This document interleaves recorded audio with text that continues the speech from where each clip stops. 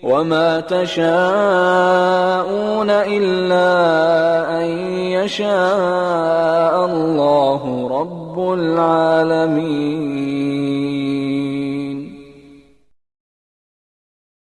Bapak Ibu sekalian, garis bawahi juga kalimat mutiara ini ya. Saya sering sampaikan dalam pengajian beberapa poin-poin yang merupakan kaidah hidup.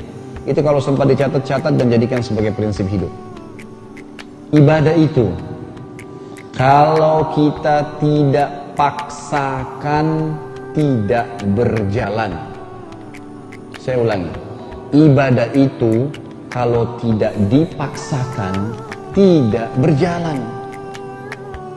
Kalau Bapak Ibu di Quran cuma ditaruh di rak saja dan tidak ada pemaksaan diri melangkah, mengambil, memaksa membaca setengah lembar, satu lembar sehari berikan tanda, itu Quran tidak akan dibaca sampai mati.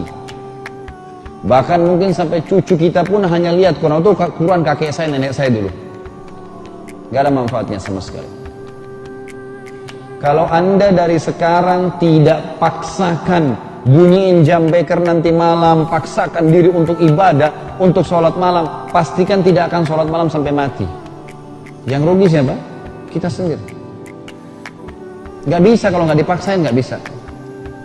Paksa, jiwa manusia harus dipaksa, gak bisa. Allah menggunakan istilah ini dalam Al-Quran. A'udzubillahi minasyaitonirrajim. Walladzina jahadu fina lanahdiyannahum subulana.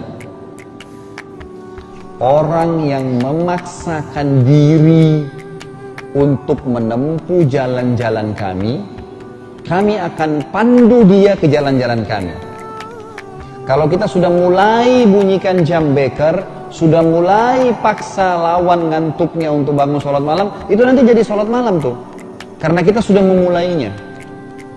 Kalau tidak, nggak bakalan terjadi. Karena syaitan itu mau menghilangkan perbuatan ibadah kita, minimal mengurangi pahalanya, minimal. Ada fakir miskin lewat, apapun bisikan syaitan, masih muda, masih kuat, masih ini, a'udzubillahi minasyaitonirrajim. Perintah agama kasih, orang minta kasih, nggak ada perintah lain. Nggak pernah ada perintah dalam agama kalau orang minta kita tolak, nggak pernah. Kasih. Kata Nabi SAW, kalau datang kepadamu seseorang menunggangi kuda, kalau kita sekarang pakai mobil, minta, berikan, karena kau lebih mulia daripada dia. Kasih. Godaan apapun jangan ikutin. Kalau nggak dipaksa nggak bisa. Pertanyaannya sekarang, sampai kapan Bapak Ibu ini malas ibadah? Sampai tunggu ajal datang lalu menyesal? Sabda Nabi SAW dalam hadis yang lain, kalau anak Adam meninggal dunia, akan ikut ke kuburan 3. Keluarganya, hartanya, dan amalnya.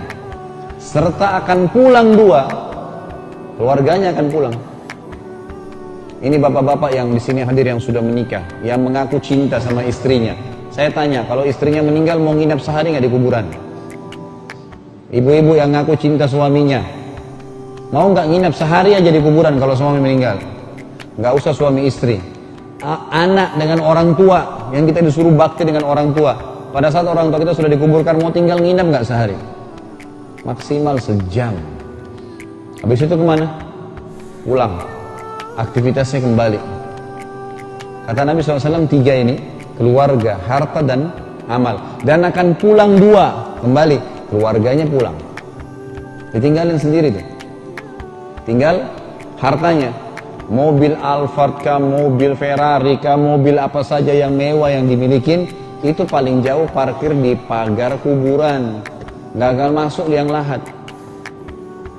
Habis itu pulang, dibawa pulang ahli waris, dibagi sama mereka. Nggak tinggal sama kita. Kalaupun tinggal mau diapain mobil Alphard tuh setelah mati?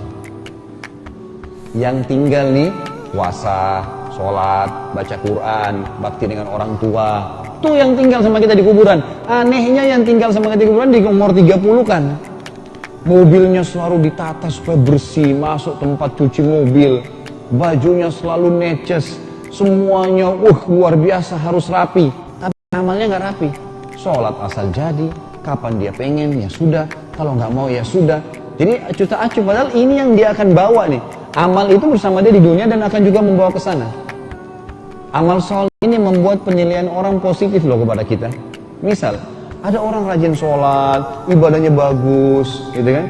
Kalau kita tanya siapapun yang kenal dia, bagaimana menurut kamu orang itu? Pasti dia bilang baik. Asal dia rajin ibadah, tutup aurat, dia sholat, kalau tutur katanya santun, ikuti agama, ikuti sunnah Nabi saja. Pasti orang bilang ini orang ini baik. Saya subhanallah punya teman dekat di Madinah, namanya beliau Dr. Hussein, semoga Allah jaga, sahabat dekat saya. Dan kami memang sudah sepakat untuk saling mencintai karena Allah subhanahu wa ta'ala, ingin menjalankan sunnah Nabi. Kalau saya lagi ke Madinah sering ketemu sama beliau. Kadang-kadang kalau dari Indonesia saya telepon ke sana, lagi ngobrol, tanya apa kabar sekarang. Seringkali saya menggunakan metode sama teman saya, sahabat dekat saya ini, ayo kita saling menasehatin nih.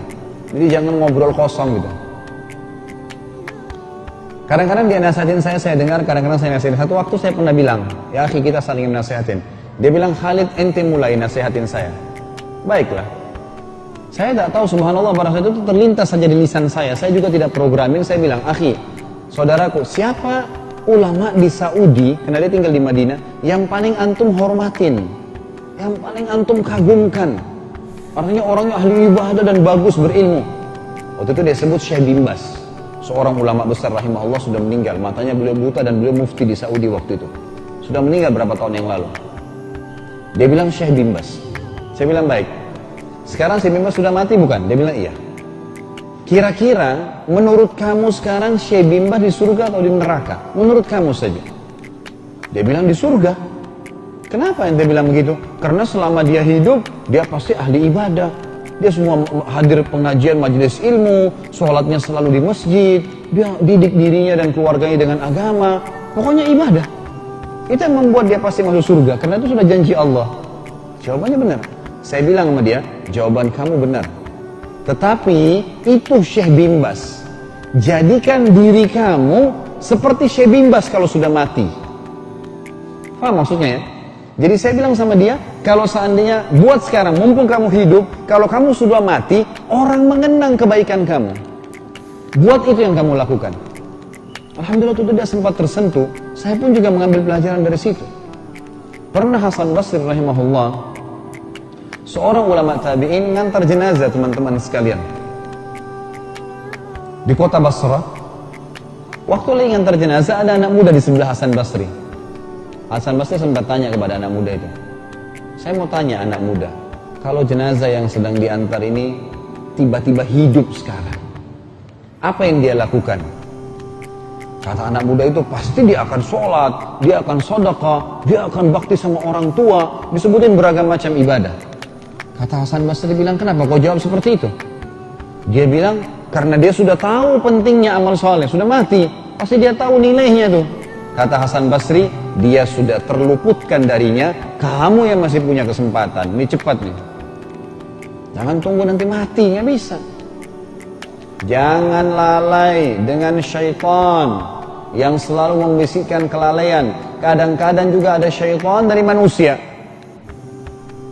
Syaitan ini nggak bisa goda kita, nggak mempan. Ini syaitan teman-teman kita digodain sama dia untuk menggodain kita. Sampai kapan nih? Kamu alim ya? Ngapain puasa? Nanti aja. Nanti kalau umur begini, masih muda dan seterusnya. Tepis semua itu.